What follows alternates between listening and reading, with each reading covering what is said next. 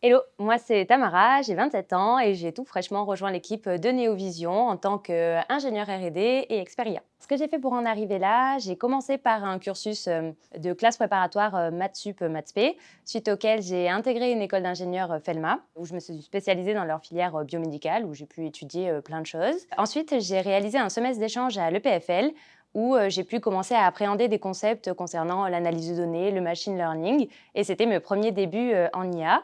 Et j'ai encore plus voulu renforcer ces compétences-là au travers d'une thèse. Et ensuite, du coup, ma thèse a porté sur l'assistance à la navigation lors de biopsies prostatiques assistées par IA, traitement d'image sur imagerie médicale. Et voilà, pour la petite anecdote, j'ai soutenu ma thèse vraiment la veille de mon entretien avec Néovision et me voilà. Un expert IA, il va travailler sur différentes tâches. Pour moi, dans un premier temps, il y a bien définir la problématique, ce qu'on veut et comment on veut formaliser le problème. Ensuite, il faut regarder ce qu'on a à disposition et ça passe notamment par la ressource des données qui est fondamentale pour l'IA.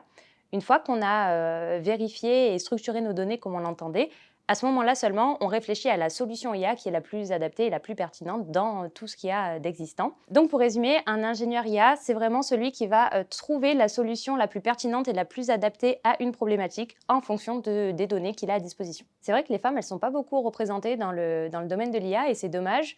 Parce que c'est pas pour les bonnes raisons, c'est pas du tout parce qu'elles trouvent pas le domaine attirant, mais c'est au contraire parce qu'elles le trouvent trop compétitif ou trop abstrait ou avec des perspectives de carrière qui ne correspondent pas à ce qu'elles voudraient faire. Et du coup, c'est vraiment dommage. Et même si ça a tendance à changer, il faut vraiment réussir à les motiver davantage à poursuivre ce qu'elles veulent faire. Et ça peut se faire notamment au travers d'exemples, de modèles inspirants. Et c'est vrai que moi, tout au long de ma carrière, j'ai eu la chance à chaque fois d'être entourée par des mentors féminins, des modèles de femmes engagées et inspirantes qui m'ont motivée à poursuivre.